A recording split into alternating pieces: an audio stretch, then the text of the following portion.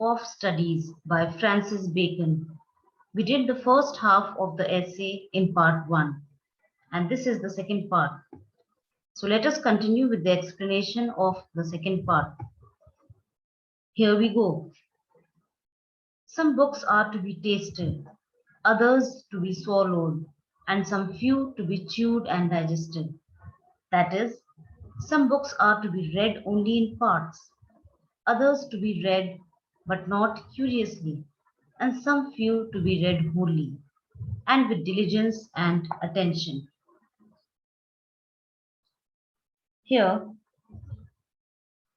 the writer says, some books are to be read in parts only, some books are to be read quickly and hastily. There are only a small number of books that deserve to be read thoroughly and closely. Thus, only a small number of books provide the knowledge and the wisdom that are to be imbibed and made a permanent part of one's self. To put it differently, some books are to be read only partially, others are to be read from one end to the other, but not carefully, and some few are to be read fully and with great attention and concentration. Some books also may be read by deputy and extracts made of them by others, but that would be only in the less important arguments. And the meaner sort of books, else distilled books are like common distilled waters, flashy things.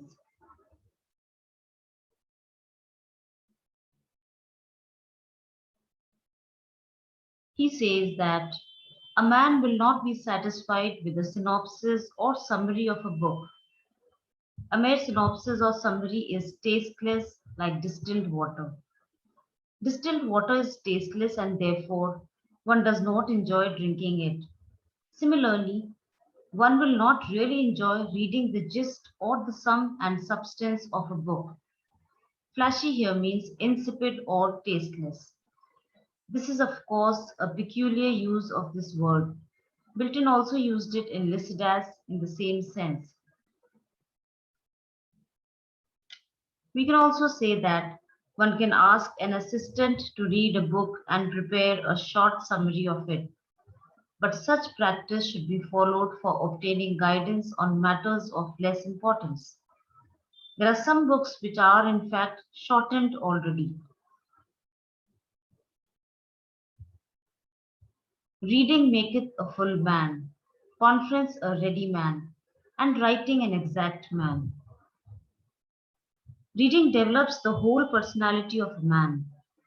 Conversation makes a man quick and alert so that he never feels the want of what to say at a particular moment.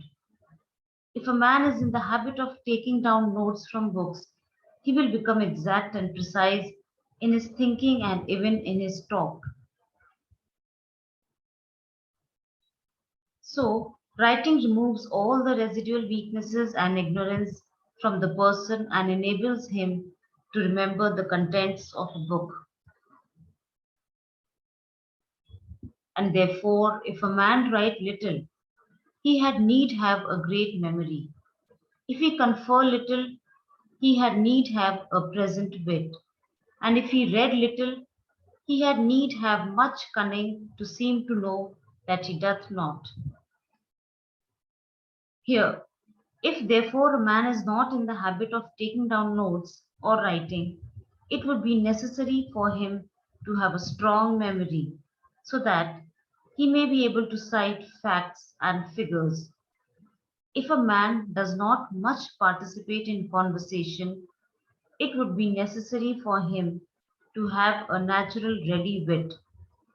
And if a man does not read much, it would be necessary for him to have enough skill to be able to create a good impression.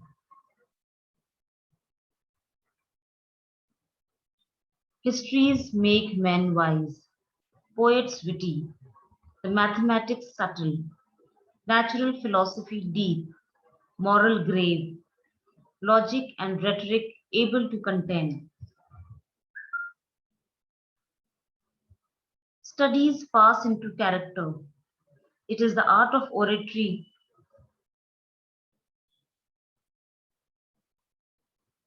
In other words, what one studies never fails to mold one's character.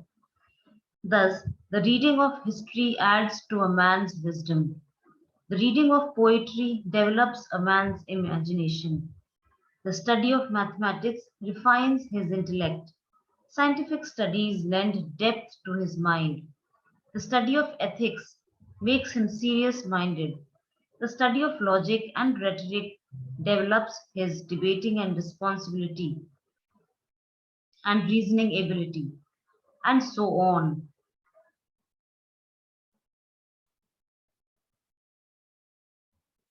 Abient studia in mores, nay, there is not no stand or impediment in the wit, but may be wrought out by fit studies, like as diseases of the body, may have appropriate exercises.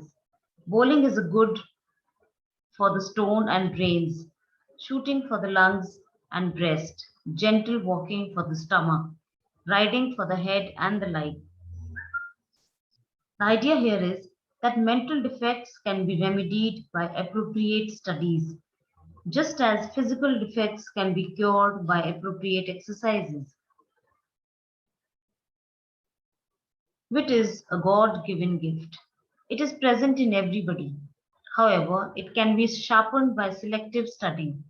This is similar to the way certain weaknesses of the human body are cured by appropriate physical exercises.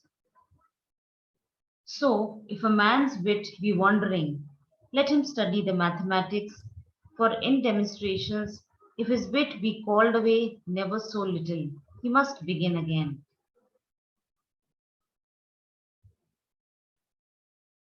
Bacon says that if a man's mind tends to wander and is thus unable to concentrate on a particular matter, the study of mathematics will develop a man's power of concentration. If, while solving a mathematical problem, a man's mind wanders even a little, he will have to begin solving the sum once again from the very beginning. If his wit be not apt to distinguish or find differences, let him study the schoolmen, for they are simini sectors. Schoolmen here means teachers in schools. The term here is used for philosophers of the Middle Ages, simini sectors. Simini sectors are those who are experts in hair splitting, those who make fine distinctions. The philosophers of the Middle Ages were experts in drawing fine distinctions. If a man's mind is unable to distinguish or differentiate between things, let him study the writings of the philosophers of the Middle Ages. By studying them, he will develop a capacity for making distinctions. If he be not apt to beat over matters and to call up one thing to prove and illustrate another, let him study the lawyer's cases. So every defect of the mind may have a special receipt. Bacon says that if he is unable to examine a subject carefully from point to point, let him study the lawyer's cases. A lawyer has to find precedents for the case he is dealing with at a particular time. By studying lawyers' cases, therefore, a man will develop the power to make a minute examination of a matter and to quote precedents in order to prove a point. Thus, every mental defect has its special remedy. The word receipt here is used in the sense of a receipt or remedy. This is all in the essay today.